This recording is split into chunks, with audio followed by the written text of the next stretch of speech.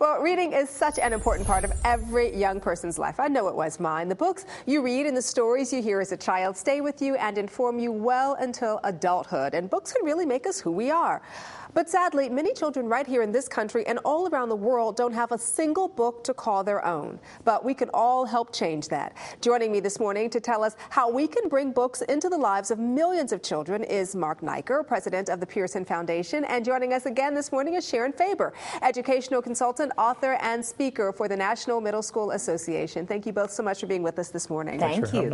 And you know, you heard me talk about the importance of books, and I learned to read when I was 3. My father was a 30-year teacher, just really stressed the importance of reading. Didn't get it then, but I get it now as an adult. I know how important it is. Why, I'm going to let you answer the question, why is it so crucial that reading as a child really help you along the path towards really good learning? When you start thinking about reading, it begins at a very early age. It's how many words does a child know, and it's their experience in the world.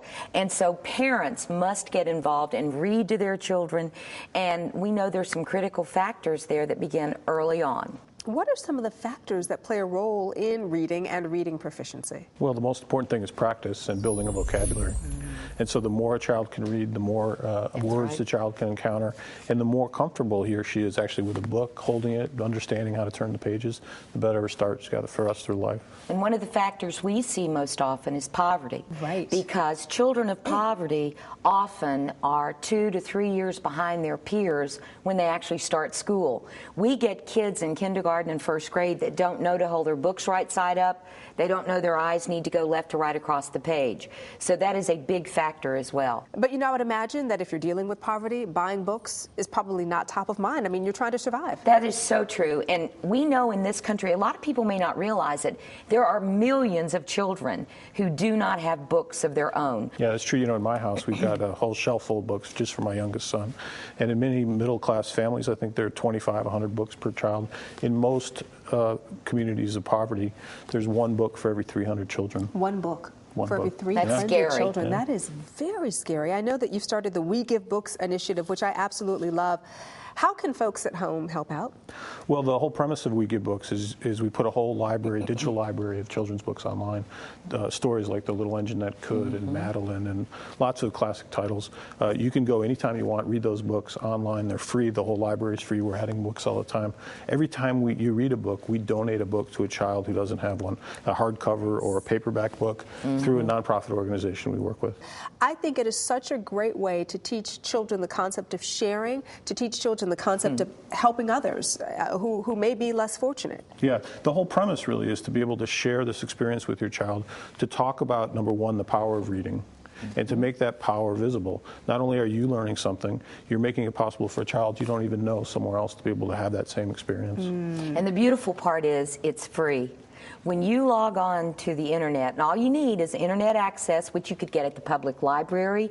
Our kids can do it at school. Yeah. There's so many places. And then a parent can have the opportunity, and once you read with a child, then for every book you read, they give a book to a child that doesn't have one. And you said you did it with your grandson. Oh, and he was so happy that he was able to give a book to someone. He was, because for him, it was like his first question was, how come I don't get it? Well, and then of course he's going to ask that. Right. What is he, 3? Yeah. So yeah. And then he said, so I gave a book to somebody, and I said, yes, you did. So this is and National Middle School is just thrilled, because we get children as old as 4th, 5th, 6th grade that still don't have books of their own. And one of the things we're finding is that because of the budget cuts in classrooms and libraries around the country, a lot of classrooms don't have the books they need just to be able to share with kids.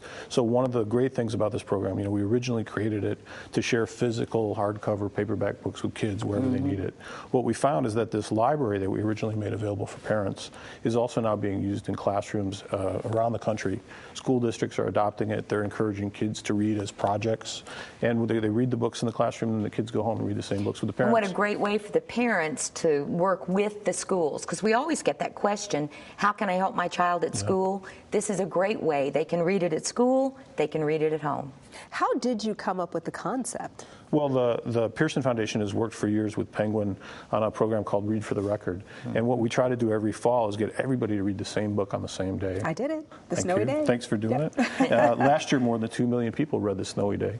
And the goal was to get people talking about the importance of reading and literacy in kids' lives.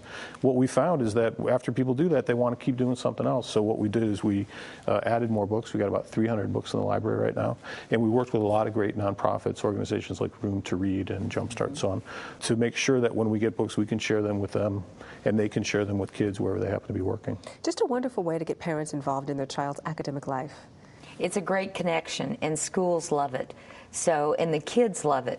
And the best way to read is to read something more than once. So if you want to help your child be a better reader, this is a great way to do it. And that's what I was going to say. How can moms like me really get involved? And what would you like to say to them this morning? I know one of the things you said to me is, all I need is a lap, right? I've got 3 kids. That's a whole lot of lap to put 3 kids on. But really, you do want to get involved and spend that reading time with them. Yeah, you know, we've made a commitment to donate 1 million books in the next year. Wow. And so what we're really hoping is that people will go online, take the time to share this experience with their kids. We'll share the books with the great nonprofit organizations, and ideally more kids will be reading and benefiting. Well, I have to tell you, just such a great cause. And thank you so much for being with us on the show this morning. Thank you. Good to meet you. We Good to loved see it. you again, Thank Sharon. you. All right. Well, if you would like more information about the Pearson Foundation Initiative, or if you'd like to read books online for free with your children and help put books in the hands of children in need, simply go to the website wegivebooks.org.